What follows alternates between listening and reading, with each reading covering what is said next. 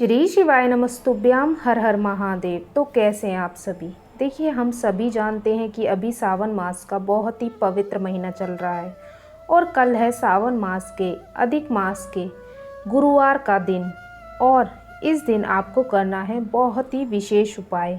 इस उपाय से आप भगवान विष्णु जी की कृपा को तो प्राप्त करोगे ही, साथ ही आपको माता लक्ष्मी जी का भी आशीर्वाद प्राप्त होगा।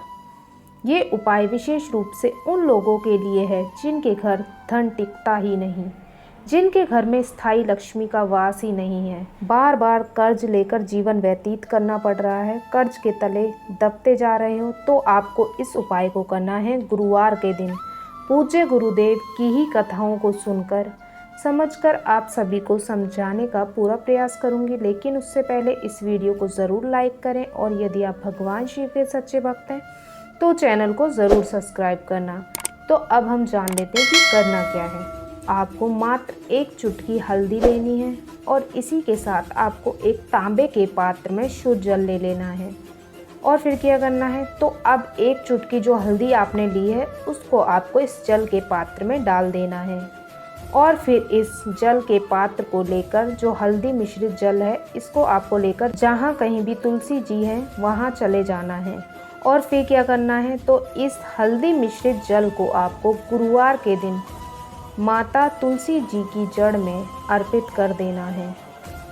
और जब ये जल आप अर्पित करें तो आपको ओम नमो भगवते वासुदेवाय मंत्र का जाप करते हुए इस पूरे जल को, हल्दी मिश्रित जल को तुलसी माता जी के जड़ में अर्पित करना है। देखिए, बैठ के अर्पित करना है, ऐसा नहीं करना कि आप खड़े होकर जल दें और जो जल के छींटे हैं वो आपके पैरों पे आए, इस प्रकार से नहीं, आपको बैठना है।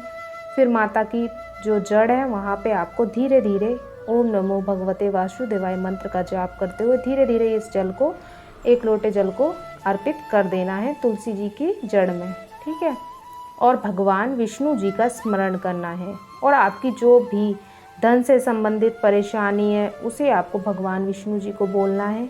जो भी व्यक्ति गुरुवार के दिन हल्दी मिश्रित जल तुलसी जी की जड़ में अर्पित करता है उस घर में हमेशा तरक्की होती है, धन से संबंधित परेशानियां जल्द ही समाप्त होने लगती हैं और कर्ज की परेशानी भी धीरे धीरे समाप्त होने लगती है। माता लक्ष्मी जी का घर में स्थायी वास होता है। तो बहुत ही सुंदर और अचूक ये उपाय है जो आपको ज़रूर करना चाहिए गुरुवार के दिन। ये उपाय विशेषकर गुरुवार के दिन ही किया जाता है, तो आप ये उपाय अवश्य करें और आप अपने जीवन में बदलाव खुद महसूस करेंगे। तो दोस्तों, ये हो गया हमारा पहला उपाय। तो अब हम जान लेते हैं दूसरा उपाय। ये उपाय विशेषकर उन लोगों के लिए है जिनके घर में बहुत ज़्यादा कलह कलेश लगा रहता है, लड़ाई झगड़े आपस में होते रहते हैं, घर में कोई ना कोई व्यक्ति सदैव बीमार रहता है, घर में धन का अभाव है। तो जो भी व्यक्तियों के साथ जीवन में ये परेशानी है उनको ये उपाय करना चाहिए। तो क्या करना है, अब हम वो जान लेते। तो आपको लेना है पीला चंदन। चंदन थोड़ा सा ये आपको ज़्यादा लेना है, चाहिए आपके पास डिब्बी वाला चंदन हो या फिर जो लकड़ी वाला होता है उसका घिस के पेस्ट जो तैयार करते हैं, कोई सा भी चंदन हो, आपको ये पीला चंदन ले लेना है, थोड़ा ज़्यादा ही लेना है। इसी के साथ आपको लेनी है 11 दुर्वा घासें और इन्हें एक साथ बांध लेना है। और इसी के साथ आपको एक तांबे के पात्र में शुद्ध जल ले लेना है। और ये तीनों सामग्री को लेकर आपको चले जाना है भगवान शिव के मंदिर। फिर मंदिर पहुंचकर सबसे पहले जो आप पीला चंदन लाए हैं, तो आपको अपने हाथ में पीला चंदन ले लेना है और फिर क्या करना, भगवान शिव के शिवलिंग में माता अशोक सुंदरी वाले स्थान पर इस पीले चंदन से अच्छे से लेपन कर देना है। केवल माता अशोक सुंदरी वाले स्थान पर करना है, अच्छे से लेपन कर दें। फिर क्या करना है, आपने लेपन कर दिया, अब जो 11 दुर्वा घास है जिसे आप लेकर आए हैं उसे आपको इस पीले चंदन के ऊपर रख देना है। कैसे रखना है, ध्यान से समझें। ये 11 दुर्वा घास आपको अर्पित करनी है माता अशोक सुंदरी वाले स्थान पर। जो दुर्वा घास की जड़ होती हैं वो आपको जलाधारी की ओर रखनी है और जो उसकी पत्तियां वाला हिस्सा होता है वो आपको भगवान शिव के शिवलिंग की ओर करना है। तो इस प्रकार से आपको दुर्वा घास को माता अशोक सुंदरी वाले स्थान पर अर्पित करना है।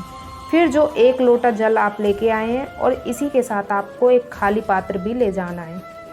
तो ये जो पात्र है, इस पात्र को आपको खाली पात्र को लगा देना है जलाधारी के पास, और फिर जो 1 लोटा जल है उसे आपको भगवान शिव के शिवलिंग पे अर्पित करना है। श्री शिवाय नमस्तुभ्यम मंत्र का जाप करते हुए आपको इस जल को अर्पित कर देना है। तो जल अर्पित कर दिया तो अब क्या करना है, तो जो दुर्वा घास आपने माता अशोक सुंदरी वाले स्थान पर अर्पित की थी उसे आपको उठा लेना है, और उसके बाद इस दुर्वा घास को जो पात्र आपने जलाधारी के पास लगाया था उसमें डाल लेना है, और महादेव को बोलना है, महादेव मैं इस जल को अपने घर लेकर जा रही हूँ या जा रहा हूँ, आप मेरे घर में जो भी धन से संबंधित समस्याएं हैं उन्हें दूर करना, जो भी लड़ाई झगड़े हैं उन्हें समाप्त करना, जो भी मेरे घर में आए दिन बीमारियां लग जाती हैं उन्हें दूर करना। ऐसे करके बोल के आपको कि आपकी कृपा से ये सब परेशानियां हमारे जीवन से समाप्त हो जाएं और अपने घर आ जाना है। तो इस जल को घर में आपको लेकर आना है, और इस जल से आपको अपने पूरे घर में अच्छे से छिड़काव करना है। जो दुर्वा घास है ना उससे आपको छिड़काव करना है, केवल अशुद्ध स्थानों को छोड़कर पूरे घर में आपको छिड़काव कर लेना है। मात्र इस उपाय को करने से आपके जीवन में जो भी समस्याएं परेशानियां उत्पन्न हो रखी हैं वो इस सुंदर से उपाय को करने से जल्द ही समाप्त हो जाएंगी। घर में धन से संबंधित परेशानियां समाप्त होंगी, और जो भी व्यक्ति बीमार है उसके ऊपर भी आपको इसका छिड़काव कर देना है। प्रत्येक कमरे में ऊपर नीचे हर जगह आपको छिड़काव करना है। छिड़काव से आपके घर में एक सकारात्मक वातावरण का माहौल बनेगा और घर में जो भी परेशानियां हैं वो जल्द ही समाप्त हो जाएंगी। तो बस इस प्रकार से आपको इस उपाय को करना है, और बाद में जो दुर्वा घास आपके पास रह जाएगी इसे आप अगले दिन किसी भी देव वृक्ष के पास रखाएं। मात्र इतना सा उपाय आपको करना है। बहुत ही सुंदर और अचूक उपाय है जो आपको अवश्य ही करना चाहिए। तो आज के लिए बस इतना ही। श्री शिवाय नमस्तुभ्याम। हर हर महादेव।